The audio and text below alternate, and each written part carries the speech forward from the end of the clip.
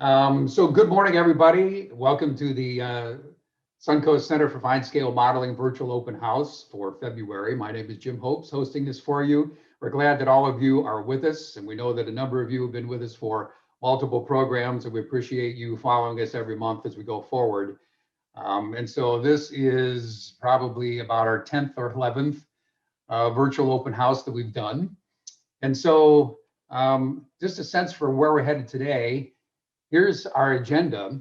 When we get started here this morning in a few minutes, we have some of the latest photos of our displays and narration. In fact, a bunch of these I shot just last Saturday. We're all up at the center doing a little bit of cleanup work. And I stayed after lunch and shot some pictures. And I was using the Pelican focus stacking that we talked about in last month's virtual webinar. You'll see it's got some pretty cool results with that. Also happy to let you know we have several guests actually, Todd and Brett Wiley from HO Scale Customs. I've been following these guys for a couple of years. They produce a weekly podcast on scale model railroading, HO Scale Customs, and they do terrific work in scratch building buildings and scenery and things of that nature. So I'm like, hey guys, why don't you come on and share what you're doing with our viewers, because I think they would really be interested. So they're going to go live with us here, probably about 10 minutes past the hour. We also have a segment we're doing on building conifer trees. You can see certainly on the Sundance Central and the other working layouts we have in the museum that we have a lot of conifer trees. And when you're building those, especially in big scale, you really have to build them from scratch to make them look pretty convincing. So we're going to share the method that we use that could be used in different scales as well. Then speaking of scenery, we have a simple method for making realistic vines. We'll show you what we do there and what they look like in application. Those can be used in any scene, in fact, or any scale. Basically, the ones I'm going to show you are on an HO layout, but they can be used in any scale, depending on how you apply those. And I think that Brett and Todd are going to talk a little bit about how they do some vines as well. And then lastly, how to make foreground deciduous trees. It's one of our most popular clinics because most layouts need a lot of trees, and trees are models just like your buildings, and they have to look good. So that's where we're headed today, sharing all of that. By the way, if you have questions, there is the chat box up there, so please jump in there. He's going to be monitoring that for us. So if something comes up and I miss it, he'll bring it up. We'll make sure we get that question answered either during the program itself or as we get to the end of the program. The other thing I might suggest to you is when I'll talk about that when we get to Todd and Brett about, I'd like you to adjust your screen. So let's stay where we are right now and move on to the next slide. For those of you that have not been to the center, this is what it looks like with people in it, and we do an open house. This is the reason we haven't been open since last February.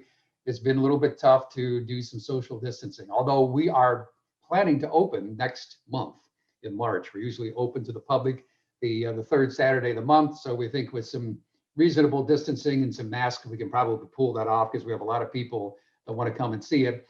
You know, here's what it looks like when we're doing one of our clinics. We have a modeler stage, and you can see a lot of people in there packed pretty tightly. So that's why we moved to the virtual format here in the last 12 months.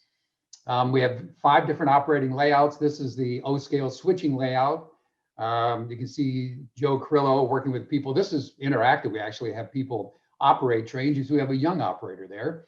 And so the person from the center acts as the brakeman or the conductor, you know, calling out the moves and showing them what to make and doing the coupling and uncoupling, following a switch list, and then the people get to operate the locomotive. It's been a very popular interactive thing that we're doing. So you get a sense as you look down one side of the building, you got the Sundance, edge of the Sundance Central on the left. We have all kinds of displays and dioramas throughout the program. The modeler stage is there in the distance. And you can see we have 5 operating train layouts, and then we have probably a dozen or more, probably more on the military dioramas. You can see some of those. As you're looking down on the other side, this is Charlie Belcher, who does a morning show here on Channel 13. They come every year and work with us. And he was shooting some pictures before he went live. It's probably about 6:30 in the morning. But this is the Sundance Central, or part of it, that you can see as you're looking down the other side of the museum. We do build things here in the back room. We have several rooms and workshops in the back. You can see us working here on the O-scale layout, the switching layout that I showed you just a minute ago. Most of the modeling, we build the layouts here, but most of the modeling, the buildings and things of that nature, detail things, rolling stock, that's all done at home. Here you can see we're working on the backdrops for the O-scale layout. So that's in the back room where we have a wood shop. So let me take you to this series of photographs. This is the one I shot last Saturday up at the center. And this is Frank's trestle and my C19. And we got the log train there from Tim. But this is when we talked last week about Helicon focus stacking, that software. This is a process where you're stacking multiple pictures. And so what you're looking at here is really a compilation of 18 different pictures. And I shot it with my iPhone on a very firm tripod, because you can't let the iPhone move, and a remote control clicker so that you don't move the camera when you actually take the picture. And basically on an iPhone, you can go up, I shot these in quadrants, you can shoot a picture, touch the screen, and it focuses here, and a very light touch, it focuses here and here and here. So I just follow a grid with all of these photographs, and probably anywhere between, most of them I say as little as 14, some of them as many as 24.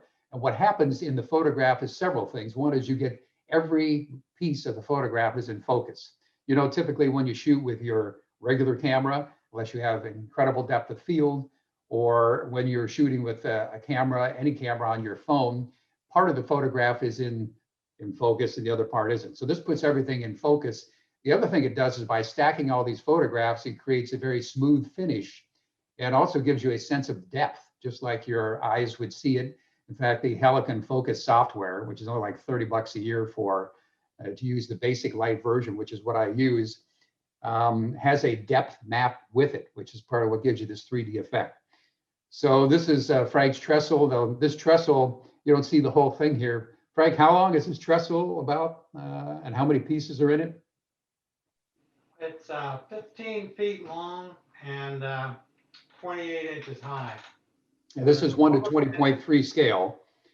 Yeah, all the pins are separate, and they sit on a couple of pins on the layout, and they slide down, and then the trestle on top comes in two main large sections that are made from MDF wood, and then the track has been laid on top of that, but the MDF has been cut to look like timbers, all open sections to it, and the ties were glued down, and then the track was installed on top of that.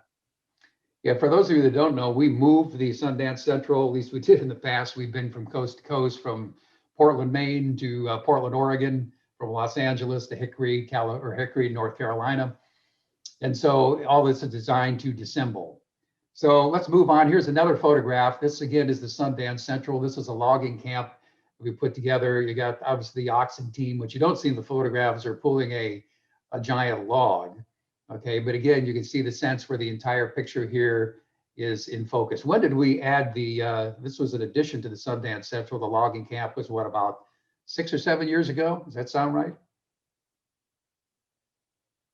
Richard, Frank, do you remember when we put this in? Sounds about right. Yeah. We added it when we went to one of the narrow gauge. I don't remember which one though. Okay. All right. So our next photograph, this is actually taken outside of the engine house that Dave built, again, 1 to 20.3 on the Sundance Central. And that's my K36. So, you know, just a shot behind, you can see the detail there. And again, the depth of focus on the Helicon photograph there.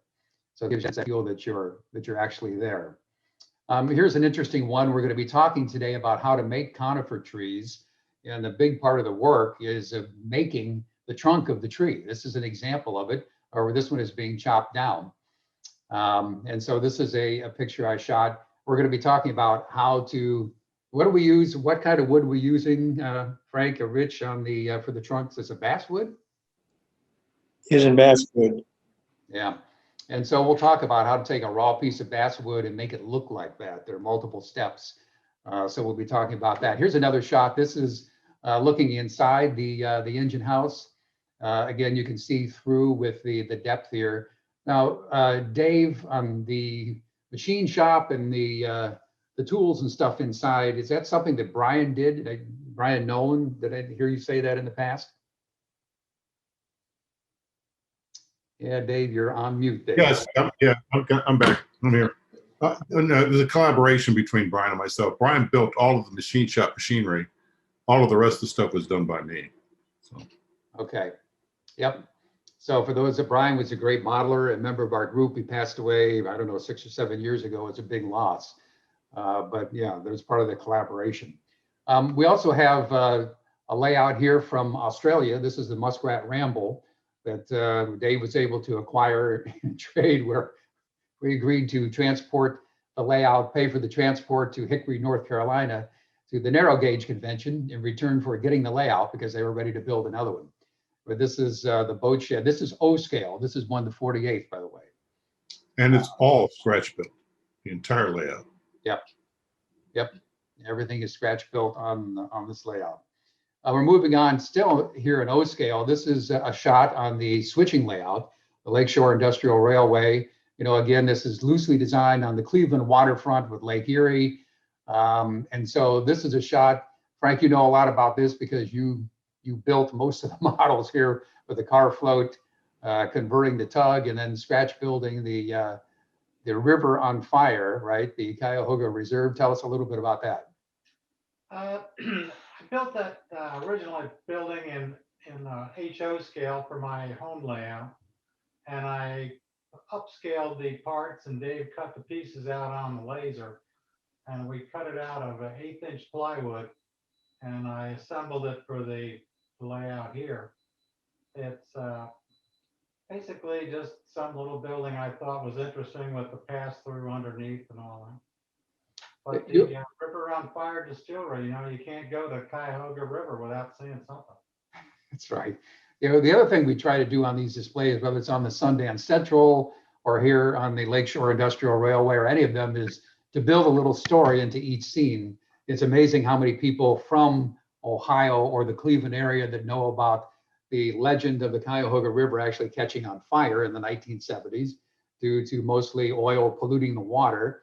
They get the whole thing with River on Fire. So we try to put some subtle stories in there. Frank, you scratch built the car float on this, right?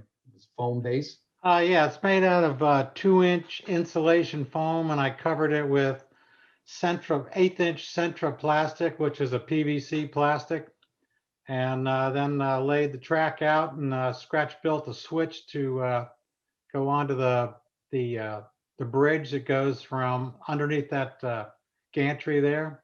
There's a bridge that connects the land to the the barge, and then Dave bought a Dumas tugboat, which is used for radio control.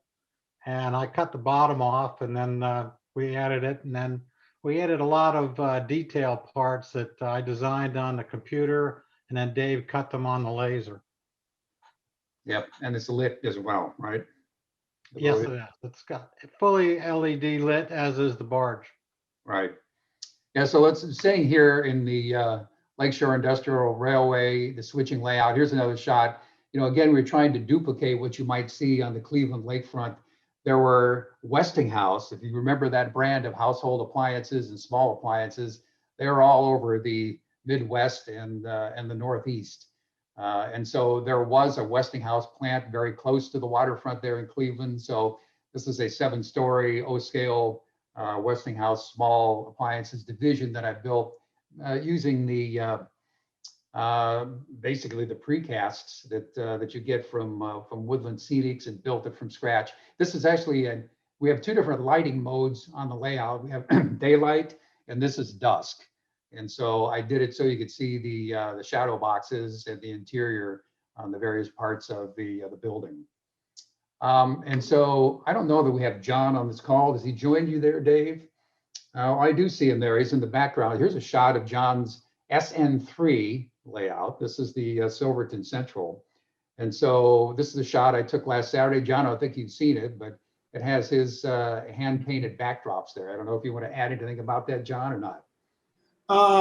Well, it's basically doing the backdrops. I see what a difference it made. I mean, I knew when the Sundance got their backdrops done and what a difference it made on that railroad, and it makes a difference. It just makes a difference on the railroad. My backdrops just an influence from Bob Ross, watching a lot of his videos and stuff like that, and just doing it from there. And it just definitely adds a lot to the shot and to the picture and stuff. And the depth of field you got with that is amazing. I mean, you just layering those photos is something else. Yeah, this is 16 pictures here, I think, that are layered with a Helicon focus.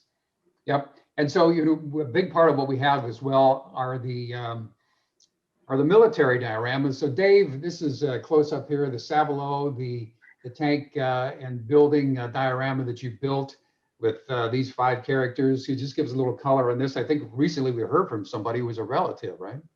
Yeah, if you can't really see in this photo, but there's a photograph in the background that this was modeled to, and it was December 1944, Battle of the Bulge, little town called, or area called Stavlo. And this was a crew from an M10 tank destroyer that took a photograph because they had just taken out some German tanks. So it was the basis for the model being built. And so all of those figures are sculpted to match the figures. I wish I had the figure of the original photo up. You can see how close they are. But anyways, the figure on the far left, I guess would be the right of the photo, but my left, is I heard from on Facebook. I got contacted by his niece. Yeah, it was a niece that basically said, enjoyed the photo. That was my uncle. So I tried to contact her again. I haven't heard anything back, but I thought that was very interesting. And of course, That's the guy that's tallest in the photograph? no, it's the short guy. I got it. Okay. All right. That was her uncle. Fairly sure it's the short guy. I'm hoping I get my left and right correct. I actually have the names of all these guys in a book that I have, and I haven't taken the time to look it up yet. I'll probably have to do that. And maybe we'll add that to the display so people can understand. One of these gentlemen was from Florida, actually. Interesting. And anyways, so the tank started out as a base and then you detailed it and weathered it. How'd that go? Yeah, that was a collaborative. I do a lot of collaborations. The figures are made in Italy. The M10 tank destroyer was actually made in Pennsylvania by a gentleman named John. I think I got his last name correct. Crima, something. He does a lot of 1/6 scale stuff. All the detailing in the diorama was done by me. Okay. And by the way, stay with us because this is a shot, as much as I have seen this diorama, I don't know much about the history. Give us a couple of headlines. Well, this actually started another collaborative effort. This actually started out as a diorama built by a gentleman in England. And this on the side of it there's a very large quad 4 machine gun, meat chopper, they called it. In Vietnam, it was used for defense of perimeters of fire bases. Anyways, he built this diorama, and it was what I thought was a good start. So I talked with him, and I got him to release it to me over here for a few dollars. And I worked with Luca Montevesi out of Italy, and we came up with these figures. Now, I'm a Vietnam era vet, and this is an Army installation. There was a lot of downtime in certain places. It's true of all military, a lot of downtime. So this sort of depicts the downtime. And, the 4 figures were done by Luca. I'm sorry, there's 3 figures were done by Luca. And the rest of the diorama, many of the big parts were actually done by the gentleman in England. And I just sort of reworked it. It was sort of flat, and I added all the dirt and a lot of more detail to it. All the beer cans were something that took me quite a while to do because I printed them.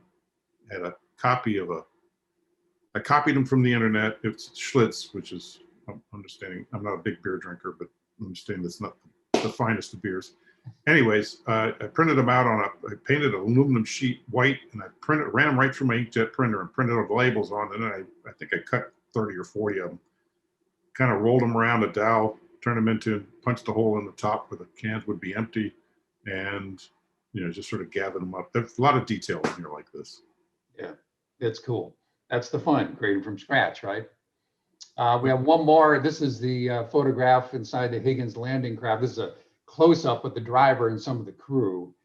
Give us a couple headlines here, Dave. Well, this thing is almost probably 6.5 feet long, because it is a full-size Higgins landing craft. You just happen to pick up a photo of it's a Higgins landing craft would have carried 36 men, I believe, a Jeep and a trailer, or about 2,000 pounds of, or 2 tons of, 2 tons of ammunition or supplies. So this one actually has a Jeep. It's a short party kind of Jeep. It's a Ranger, and in the back there's some guys depicting naval short party. And so the figures, once again, done by Luca, probably the best 1/6 scale sculptor in the world.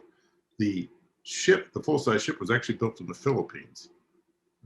Another modeler contact I have. So another collaborative effort. Yeah, if I recall, the prototype, the real Higgins landing crafts were built out of plywood, right? And this one's exactly the same. It's built out of plywood. It has the metal plates on them where they're supposed to be. The craft door, actually, the front landing ramp actually operates on this thing. It's pretty impressive. I actually found a manual, and actually found a video of all of the equipment that was carried on a Higgins craft. So I copied as much of that as I could. And all of that equipment is stored on there. So if you look around the boat, you'll see the lamps and the lines and, you know, gas cans, everything that was basic requirement for a Higgins landing craft. Yeah, in a future episode, we'll show some wider shots on this. I know it took you most of the summer because I was there working on other things, but you and Tim doing the water around the craft and the froth and the waves and all that sort of stuff. Yeah, it was a big experiment in how to do something that's 8 feet long and 4 feet wide. Right, right.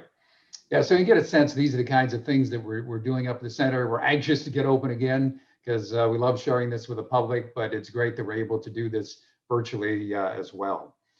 Okay, so for our next part of the program, we're going to go live with video and audio to Todd and Brett Wiley from HO Scale Customs.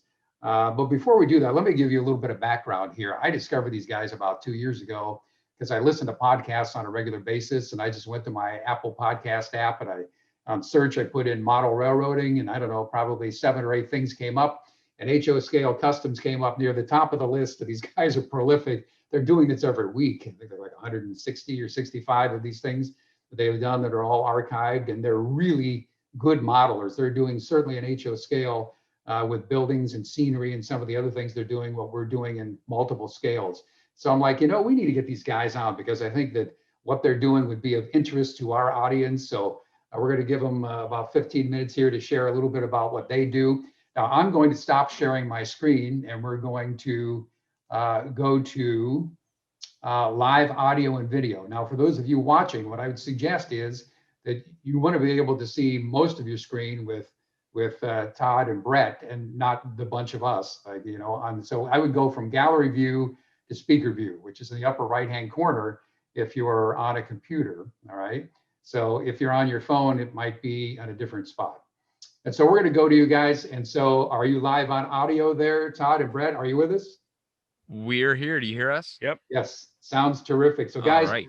welcome to the show. It's exciting to have you here. I've listened to you guys so often throughout your podcast. You're sharing great tips and great information. I got to tell you, one of the things I appreciate about it is you're pretty entertaining. You're not boring. I mean, some of these podcasts I listen to are so straightforward and they're as though they're delivered by a scientist. You guys are joking back and forth, and I think I've even heard you pop one or two there, Todd, as you know, we go through the podcast. And so Yeah. A couple. a couple, right? Yeah. So Well, people must think that I'm a lush or something. I generally only have my beers while I'm doing the podcast and maybe a college football game on TV, but generally we like to have a good time. Sure. yeah, and Well, it's apparent. Well, we want to thank you first for having us on this weekend. But real quick, just a quick summary of the podcast, and then I'm going to let my dad join in with some of the Vine work and some of the stuff he's been working on. But our podcast, we started it in 2017, and it's just been us two in the beginning. Kind of rough start. If you were listening from the beginning, Jim, you know we had a rough start, a little bit unrefined, and we still kind of carry that with us a little bit now. But like you said, we like to just have fun with it. We get some guests on. A lot of the guests you guys have probably talked about or had as well in your at the Suncoast Center or on your show. And yeah, we just like to have a great time and talk about what we're building each week. So you can find it on YouTube. We have the podcast on YouTube for anyone that's watching today that wants to check us out, or any podcasting app. So if it's on your phone, a million different podcast app, we should be on most of them. So if you want to So check us Brett, out, you can. when I went to search for your YouTube channel, you're looking for Wiley Scale Modeling, right? That's what the channel's Yes, we called? did switch the name a little bit ago. Because we But- wanted to get away from HO scale customs a little bit, because we don't want to just focus on HO. Yeah, There's so much in modeling. my dad's doing some other scales now, and I have interest in military doing. modeling. I have interest in doing other scales as well. So we switched it to just from HO scale to Wiley scale modeling to allow, to open it up to more in the future. But when people look for the podcast, it's still HO Scale Customs Bench Time Podcast, right? Yeah, you can Right. search any of the 3 terms. We should show up. So Good. but yeah, that's really the gist of the show. And it's fun because, we get I think a lot of this hobby is sharing, and just like you guys are doing as well, it's sharing and community. So, what better to do that than with my dad, or for him, his son, and we get to meet a lot of cool people in the process. So, And I think the banner between the two of us is the entertaining part, I believe, because we like to tease each other and have a lot of fun that way. But the key element, I think, for us is the making sure that people are enjoying their modeling, not being self-conscious of what they do, and trying to learn it, regardless of what skill level you are. We want to help promote the art of modeling, and to do that, you need to be willing to not be ashamed of what you're doing as a beginner, or if you stray off the charts a little bit and you want to try some new material or art mediums to produce whatever you're trying to do. We're all about that. We want I think one of the cool things too is we've had a lot of people reach out to us that never did fine scale modeling like you guys do a lot of your work, or they've always seen photos of it, but they never felt like they could do it. So we've taken a lot of pride and a lot of I don't know. It's really cool to see people contact us and say, hey, because I heard you guys on your show, I just bought my first Craftsman kit, or I just tried to do my first scratch build. And that's really what it's all about. Yeah. So, and if we make mistakes, we like to talk about mistakes that we made, because of course we've all made them, and things that we wanted to throw in the trash can, and we've all been there as well. And we need to let the other modelers out there know that that's okay. That's right.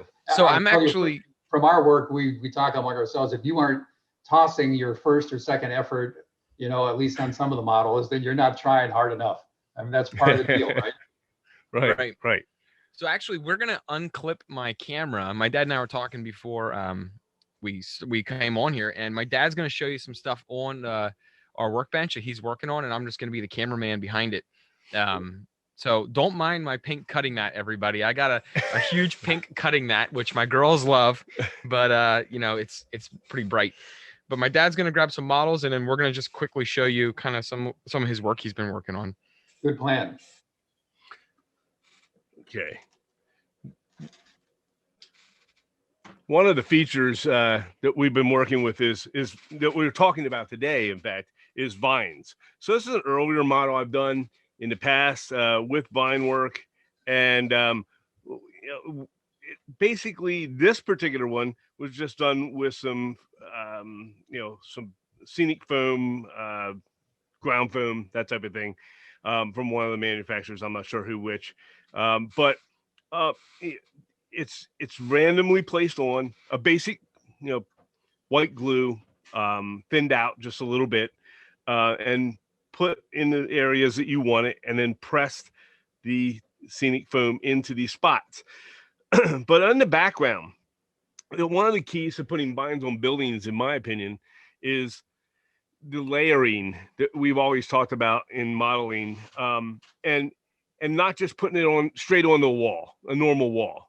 I like to pick the big wide open feature, places where you have mortar heavier in some places than others, in a brick building like this, and then putting a sign behind it, like a ghost sign of some sort, or several ghost signs, and then bringing your vines up along that as well. So now you have your brick, your various types of mortar, as you can see right in this section, it's all layered over top of one another. Here you have some heavy mortar, your sign work, signs and vines, right? So then you have your vines going up through it, and not overdone, just kind of stretched out and random. It even goes up underneath some of over here under some of your fire escapes and such. So that's one version of it here that I wanted to show you with that type of vine work. This is just on a plastic kit that I built, and if you'll see on this side, you'll have oh, there you go, that helps, and you'll have some mortar work that I've done, basically just pressing spackling along the wall and putting ghost signs here and there, boarding up one window. So just a hotel building that we built some time ago. But I heard that we were talking about vines, so I pulled some of the things that we have with vines. Hold on here, I'll grab another model to show you as well. This is a kit from one of the manufacturers. I believe that was Casey's workshop. It was it's an apartment building, and on this side I put the vines as well. I added this extension on the back side of the building, and you'll see the vines, and this is a different type of vine work. And when we think, don't mind this telephone pole with the wire, so we had to mount that into the layout, and I wanted to keep that separate, but that's just dangling there. But on this jut out of this building, let me put it down actually so I don't shake it, but you will see the vines don't just move, they creep on a building. So we creep up the side of a building. We have our signs in behind we were talking about earlier. These are not quite as weathered or whatever, or faded out. On this side, you do have some more, but you'll see how the vines creep from around the corners. And a lot of models, when you put vines on, you don't see a lot of modelers creep their vines around the corner or over top of a ledge and onto a rooftop. So here we did it on this side, and then we put it up over onto the roof, and even over some of the air duct work on the back of the welding shop here. This was actually a kind of kit bashed this all together and added a jut out onto this building. But like I said, you're taking your art and putting it in layers. So here we have a sign above the brick, which is a framed sign, and then we have one that's supposed to be painted onto the wall, and then of course your vines over. So what I did with this particular material was the same concept, except I used the leaves that are available from several different companies. They have individual bags of leaves. I think this was Scenic Express at the time, and then I used a couple different, like two or three different shades of green, and then you put the basic down, and then once you do that, to build it up and give it a little relief, so it makes it look like it's a little more full, and creeping or dangling over here. I added, I did this, by the way, with these walls separate before it was built, and then laid it flat. Okay. Then this way I could just drip a little watered down glue, or your, I guess they call that wet glue or wet water. I never understood that term in modeling, but okay. And then of course let it soak in through, and then just sprinkled some more on, and maybe pressed it with my finger a little bit, and I achieved these vine results. And then once it was together, now of course when you're building it flat and you're painting the walls and adding these vines, you want to make sure, if you're going to creep it around the corner, that your corners match, and your vines are going to creep around at just the right places. But that's basically how we achieved our vine work, and showed that vines don't just go up one side of a building and then on the other side of the wall there's no vines. I mean, sometimes it wraps around the building, or it wraps over top of a building and onto the roof.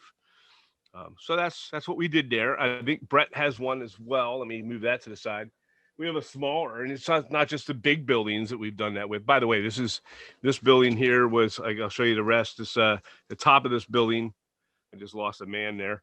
The top of this building has a billboard that did not come with the building. I actually scratch built that billboard and the framework around it in the back, the support. And we model 1940s World War II era America. And we used Hedy Lamarr. At the time, she was a very famous actress. And we used a picture of her doing, I guess, an advertisement for my favorite thing, beer. So on this side, we had, this is a smaller building that Brett had built. I think it's a Kid of the Month Club from Finescale Models, and called 8-Ball Pool. And he showed that, it doesn't have to be in the city or anywhere where vines grow on big, tall buildings, but on your smaller buildings as well. And again, he creeped it up over the roof and around the sides, such as this, and use the same method with the leaf material that is available from various manufacturers. So that's kind of what we did there, and that's our vine work. We wanted to keep it as short as we could because we know we got a lot of people to fit in today. So, and we just appreciate being on today. Brett's gonna refocus us, and I'll click back in. yeah, Making everyone seasick. Yeah. So I don't know if you have any questions on any of that, but we just that's something we just had fun doing with the vines, and we're not doing it. We're not overdoing vines on all our builds. We're not putting vines on every building. Just random ones throughout. We do a city. In fact, you want to scan it over to layout? Okay. We're gonna give you a shot of our layout. It's about 20 foot long by 5 or 6 feet wide. As you can tell, there's a lot of we're working sections and such now, and it goes down through. It's a lot like we're kind of modeling a city from Annapolis area or the Chesapeake Bay region, that kind of thing, and it's currently in a lot of pieces, but that's the name of the game. Yeah. Well, one of the things I love about some of those modeling the Eastern Seashore or that particular area is the three-dimensional look you have on the streets and buildings at different elevations. I think that's something that really brings the layout alive when you're able to do that. So many layouts are flat, okay, and there are parts of the country and parts of the terrain that are flat, but when you've got even an elevation change of 3 feet or 4 feet or 5 feet or certainly 10 feet, as you do that streets, it makes the whole thing more engaging. Right. Yeah. And for us, it's a challenge right now. And we talked about it on our show many times. Brett's he'll be right back.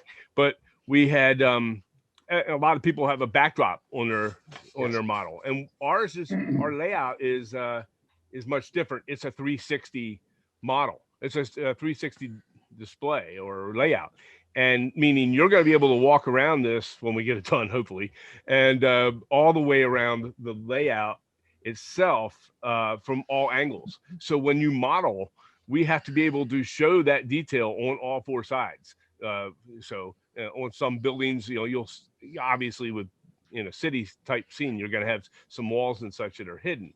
But before you get those walls, so when we build the actual building itself, we have to model it all the way around, because we don't know when we take it to the layout and put it down what side's actually going to show, and until we get it in place and everything else. The center part of our layout will have much taller structures when we get to that point. We're working on those now, and they will be the backdrop per se, but in the center of the model or the layout. So that way, when you're going down one side, you'll see it'll kind of divide the city from view. Yeah. With the taller buildings. So one of the things I loved about what you said is whether it's vines or whatever you're modeling, think about what happens in real life. That's the most important thing. Like on the tree clinic I do, I say, if you want to know how to model trees, start looking at trees, okay? They're not all leafy green. They're not the same color. They're not perfect. You can see light through them. Look at trees. Look at trees for a couple months before you start building trees, and that will help you determine what to do. Same thing with the vines, right? We had one question out there, Jim. Okay, what's the question, Keith? It says, could you use fish tank filter material pulled out to fine strands to add some depth and airiness to the vines? Oh yeah, I imagine you could. Wow, that'd be That'd be a brilliant idea, especially if you want to hang them like vines that hang down off the edge of the top of a roof. And he mentioned earlier, you guys mentioned that Joey Ricard had a video on vine work, and he did. And on that, you'll see that he has taken material like that and stretched it down over a retaining wall above a track and it's beautiful work, and it wouldn't be hard to do. I've not tried it. That's a brilliant idea. Everybody should just stick around because that's our next, not the next segment, but the segment coming up after that, and showing how to tease those vine lines down one by one. And so it's not that tough to do when you start working with it. The other thing I want to say, Brett, is I watched your YouTube video on applying signs to buildings, and I am amazed at your discipline because I've done a bunch of that work. You really do have to sand those paper signs down so thin. And I heard you say I spent 20 minutes sanding this. I'm thinking, I know it takes 20 minutes, but every time I do it, I think I can do it in 10.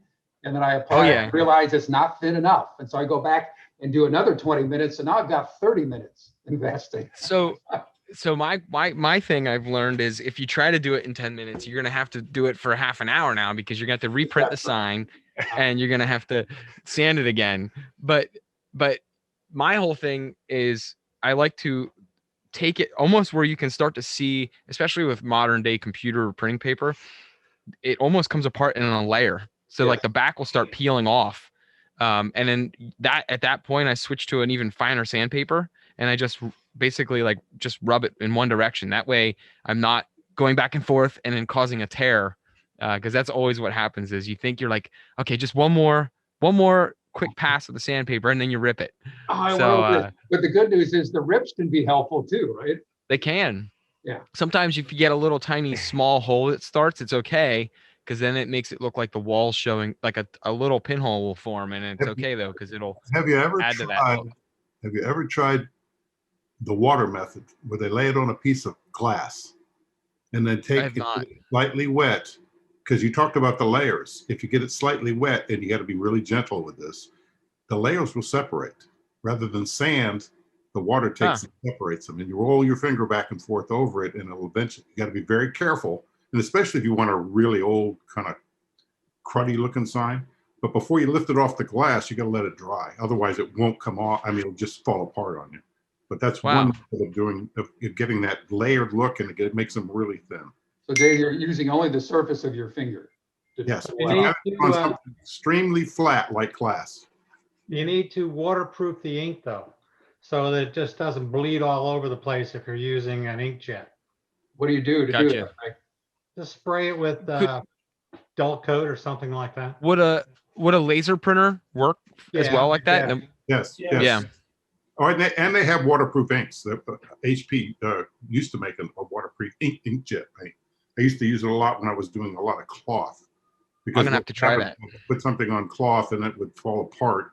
Or actually, when I went to do it, got it wet, it would all fade and run on each other. But I've done it both ways. Yeah, as I see, John Clark jumped in here and with a useful comment. It says, you can use vines to cover modeling mistakes. It's very useful. So, and what a lot of people don't understand with sign work, in my opinion, is they do thin down. There's a lot of people that do thin down the back of their signs, okay, to put them on a wall. But then they just stick it on the wall, and then the front side still has the coloring. So regardless if you sand it from the back, if your colors are bright, it may not look make that sign look as well. I tend to use a little bit of a dry brush effect on before I place the sign or before I paint this sand the back of it. I'll kind of fade it out using a dry brush with a antique white acrylic, some kind of thing, and just extremely light dry brush it or dry sponge it with the sea sponge. We've used sea sponges. Yeah. We've used the grout sponges, and take dry sponge is just like a dry brush, and nobody ever talks about dry sponging, but you just take as much of that paint out, same as you do as a brush, out of that sponge, and fade out certain sections. Don't fade your sign out to where you're removing key parts of the actual sign itself, like letters that you can identify the sign with. You don't want to do that. However, take the letters out or fade out the letters so they can at least read it and tell what it was at one point. So, but definitely fade your signs a little bit before you stick them on the wall so they don't look like a brand new sign peeling off the wall. Right. Yeah, I like to sand the face of the sign also. Yeah. To, like after you put it on there, or even before you put it on there, take some light sandpaper, like a wet and dry sandpaper, real fine stuff, and just sand over it to dull it down. Sure. Yep. Yeah. Guys, this is a great discussion. We got a couple more things we want to move on to. Todd and Brett, thank you so much for sharing your ideas and your models. Thank you. your Thank you thoughts. for having us. This is a great discussion. I hope you get a chance to stick around for our final 15. If you want to make some comments or jump in, please feel free to do that. So I'm going to go Well, back thank to. you for having us. Oh, you're certainly welcome. It was great. We've enjoyed it immensely. And I'm going to go back to sharing my screen here. And so we'll go back, and so Frank and Richard, we're going to go into making conifers. That will be our next venture. Okay, Keith, we have a full screen here with the PowerPoint again. Not yet. Not yet? Okay. Well, let me switch that around. Hang on. I'm going to share.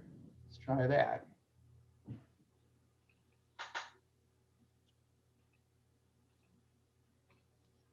How about now? Still all you. Really?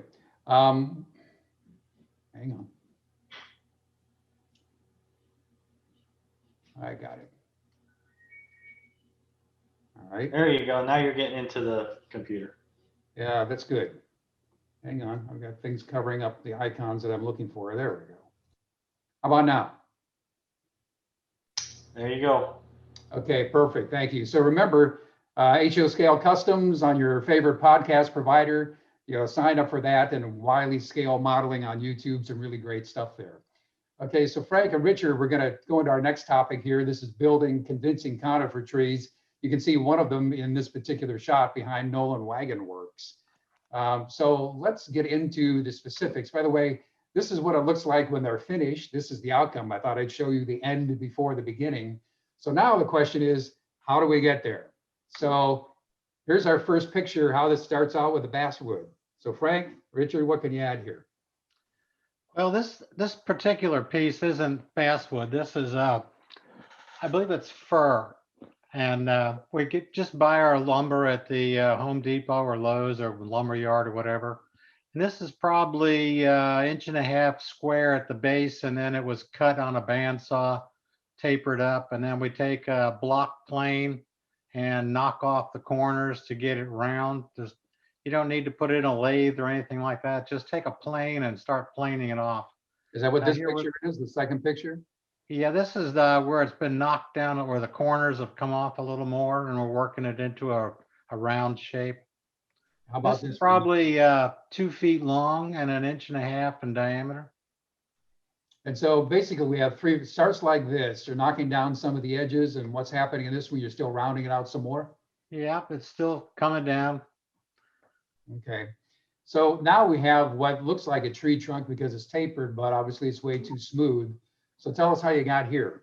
Well, there's another slide in there. It's got a piece of 2x4 with a bunch of nails sticking up out of it. Oh, that's ugly. And we just drag the tree trunk through those nails, which just scrapes up the wood something terrible. It kind of And looks by like a using, medieval torture kind of device, right? Right. Now, how do you get the nails in the wood? You just drill holes and glue them in, or what? Just drill a hole in there and then just drive them through from the other side. And then I just take a Dremel and just kind of grind them off to a sharp point.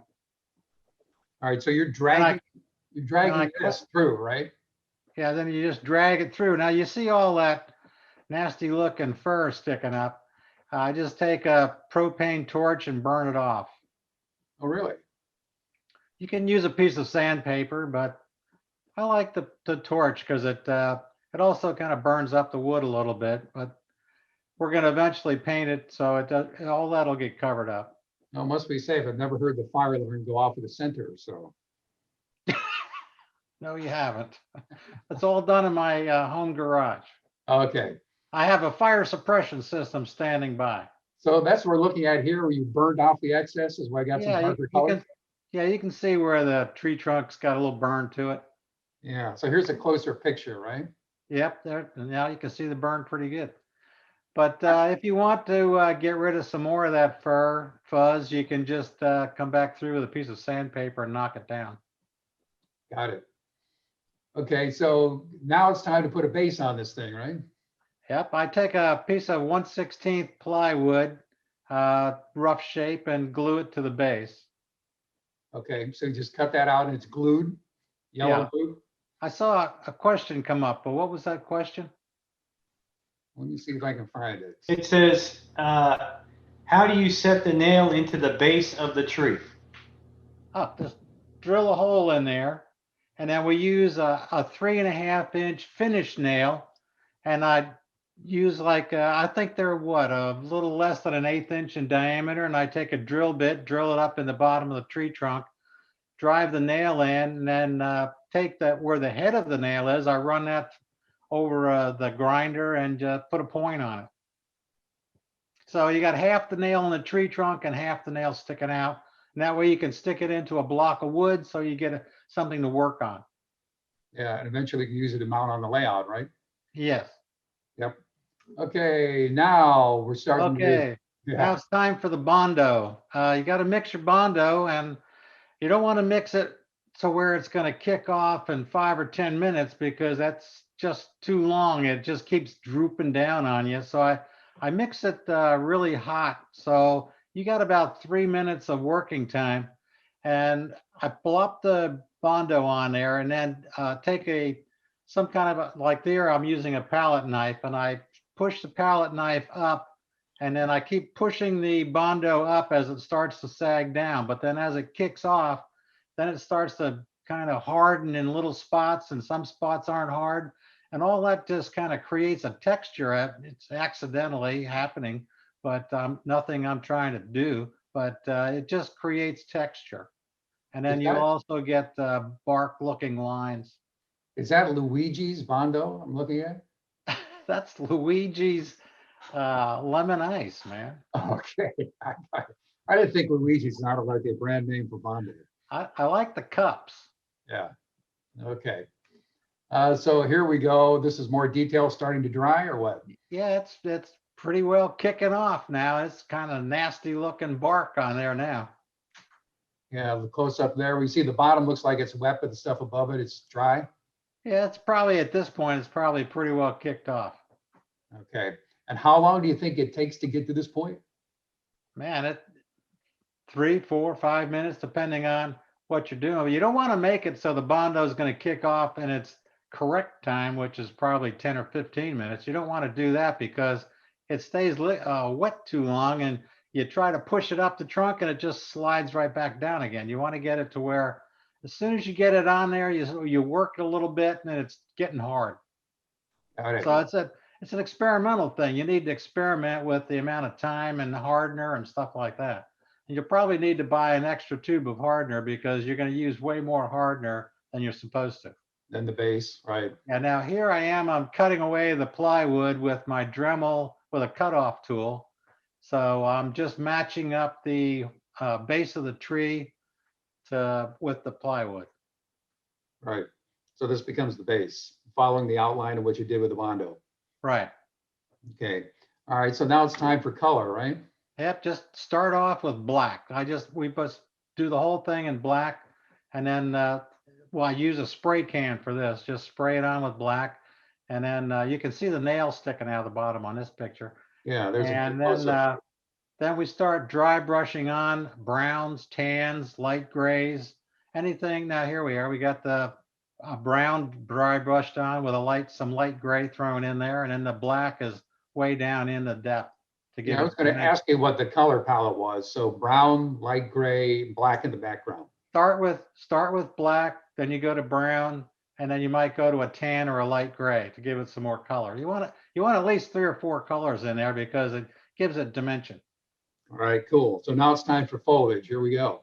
Yeah, well, this right here is Ming fern.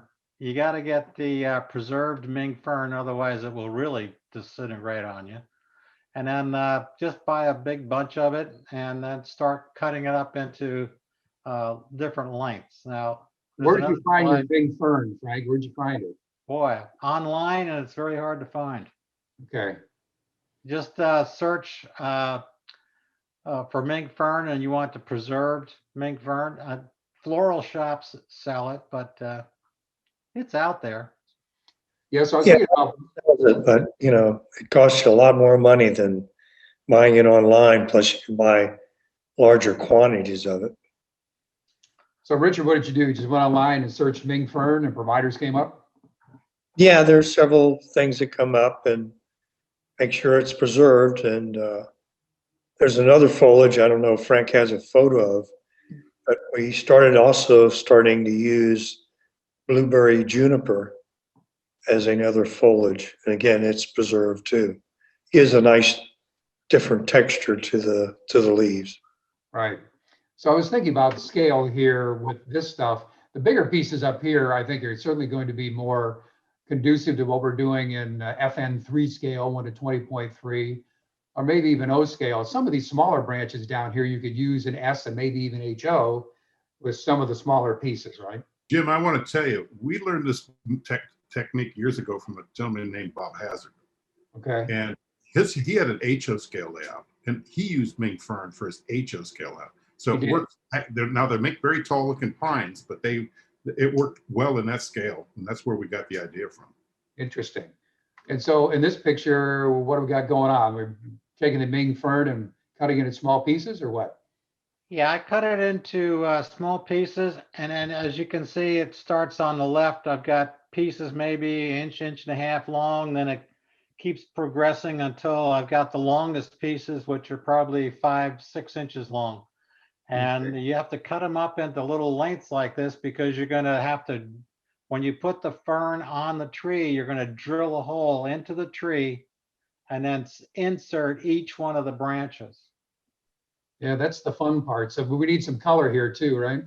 Yep, we got the camouflage color going to make dead branches or dead foliage.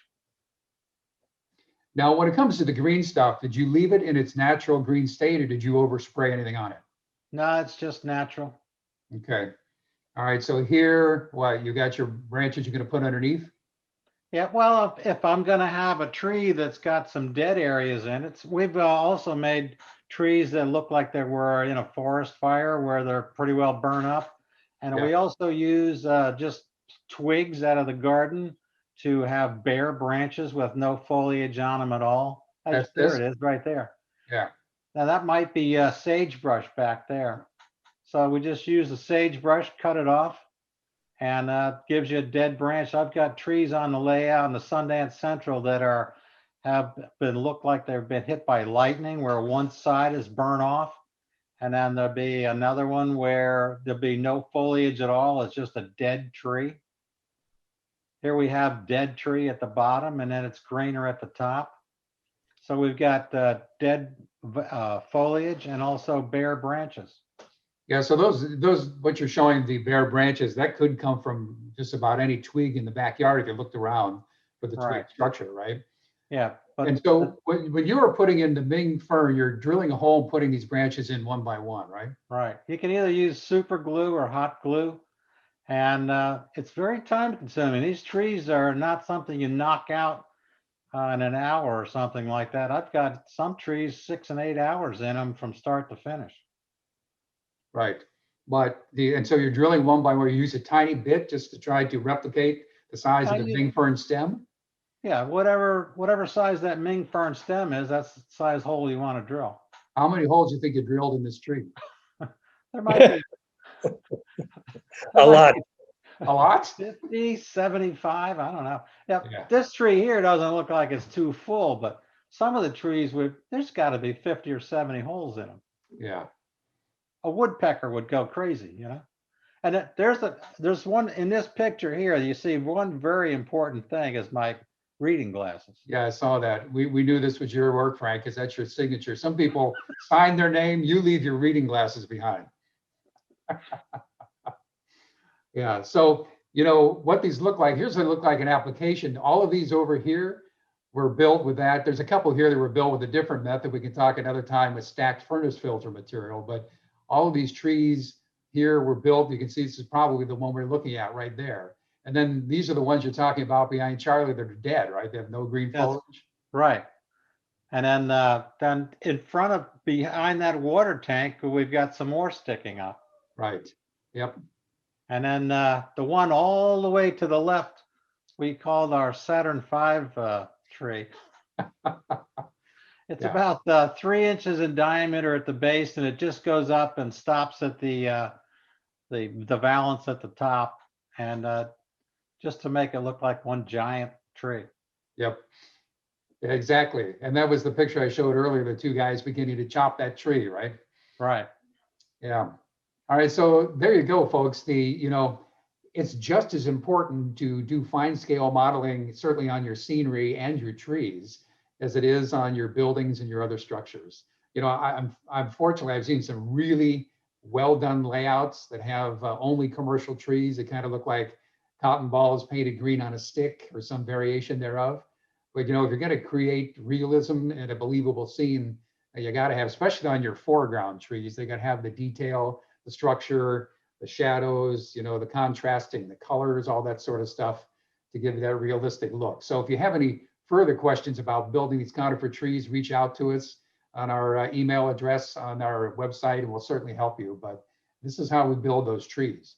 I mentioned to you earlier, we're going to move on to our next topic, which is the vines. All right, this is an easy method for making vines in just about any scale.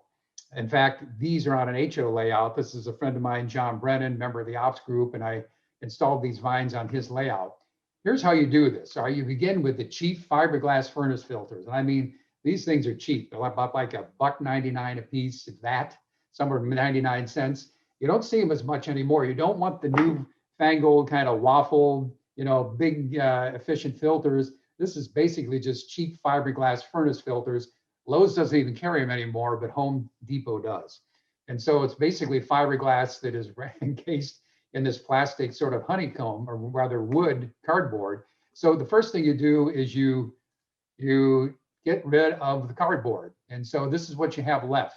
So you remove the cardboard, and then when you do, there's like an outer skin that sort of keeps the fiberglass material in line. And so you catch a corner of that and you can tear back the outside skin. It comes right off. It's almost like peeling a grape, only it's easier. And what you're left with then is basically this material.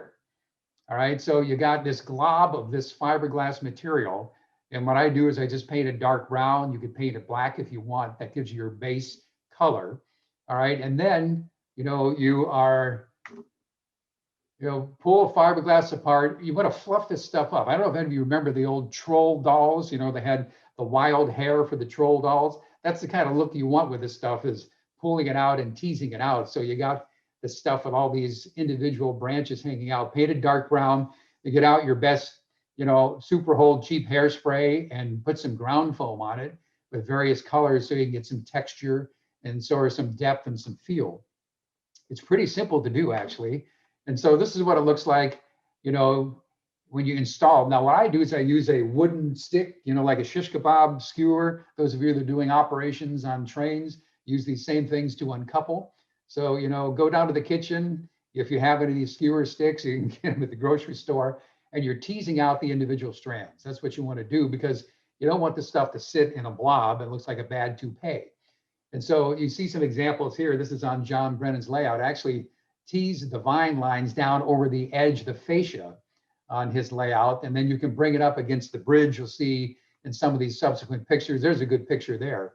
So you start up by putting that patch of vines in place. All right, just holding it in basically is what I do with my hands. And then get that wooden pick, and you're taking your time to tease out the individual lines. And as you do that, you get what look like individual vines that are starting to grow, in this case on the bridge, and it doesn't look like a glob. And then you can simply use white glue or something else to put it in place and let it dry. But the more you tease it out, the more realistic it's going to look. Here's another shot.